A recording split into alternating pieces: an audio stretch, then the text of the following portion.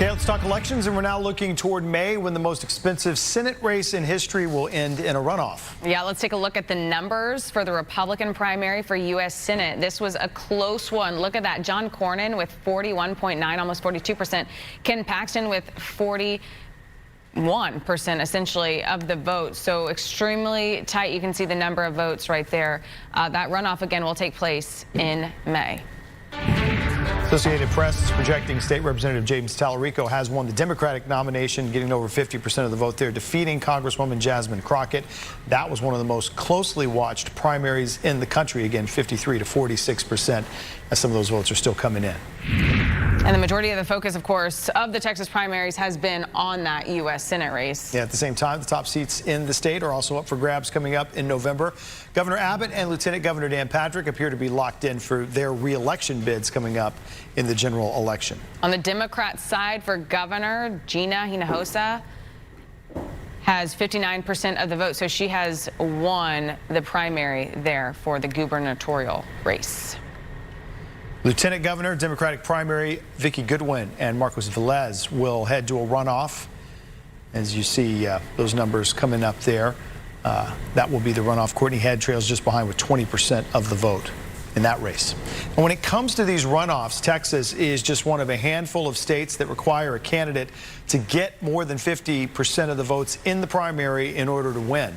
If you voted in the primary, you can only vote in runoff elections for the party with which you aligned during the primary. If you didn't vote in the primary, you can still vote in the runoff, though. The runoff will be on May 26th with early voting starting on May 18th. The Texas Attorney General's race has been a tough campaign on the Republican side to replace Ken Paxton. So here's a look at how everything's shaped up. State Senator Mays Middleton has 39% of the vote, which is pretty shocking to some. Chip Roy with 32% of the vote, so that is very close. Joan Huffman has about 15%. So again, this will also go to a runoff. The Democratic nomination, Nathan Johnson has got 48% of the vote. Joe Jaworski with 27%, Tony Box with 25%, looking for a runoff there. A few Texas House seats also up for grabs, with Austin area lawmakers seeking higher office. In District 47, Vicki Goodwin vacating her seat in the Texas legislature to run for lieutenant governor in the Democratic primary to replace her. A big win for Pooja Sethi there with 76% of the vote. And from the smallest to one of the more crowded races, District 49, Gina Hinojosa vacating her seat, of course, to challenge Governor Abbott. So in the Democratic primary to replace her, Garibay has 33% of the vote, and former Austin City Council member Kathy Tovo has 28%. So again, that will also go to a runoff. As you know, James Tallarico vacating his seat in the state legislature as he's trying to run for the Senate to take John Cornyn's seat in Washington. In the Democratic primary to replace Tallarico in District 50, Samantha Lopez Resendez has won that election, 52% of the vote. Democrats tried to stop a mid-decade redistricting effort. Of course, they were unsuccessful. Yeah, now we're seeing some of the candidates emerge in those newly drawn districts. So let's take a look. Congressman Michael McCall retiring. So there's a vacancy in Congressional District 10. As you can see, Chris Gober has 51% of the vote, so he'll win this district. Also, a little backstory on him. He's an Austin-based attorney. He's worked closely with Elon Musk. The Texas Tribune has reported that association has really helped him raise a lot of money for that primary.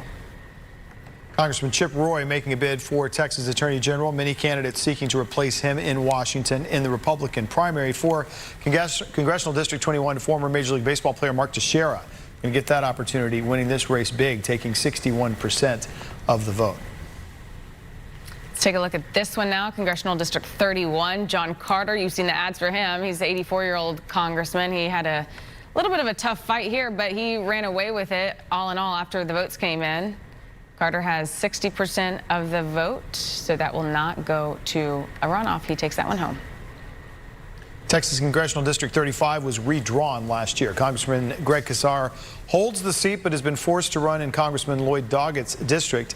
In this Democratic primary, Maureen Galindo received a little more than 29% of the vote. Johnny Garcia at 27%, Whitney Masterson-Moyes at 23%, and John Lira at 20% as that race heads for a runoff in a district that now mostly covers portions of Guadalupe County and the San Antonio area. Let's take a look at the Republican side here. They're attempting to flip District 35. There were more than 10 candidates in this race. State Representative John Lujan with 33% of the votes. Pretty close. Carlos de la Cruz had 27% of the vote. In the Democrat primary for District 37, as we said, Lloyd Doggett decided not to run against Congressman Greg Casar, so Casar moves in this district and wins big, taking 81% of the vote.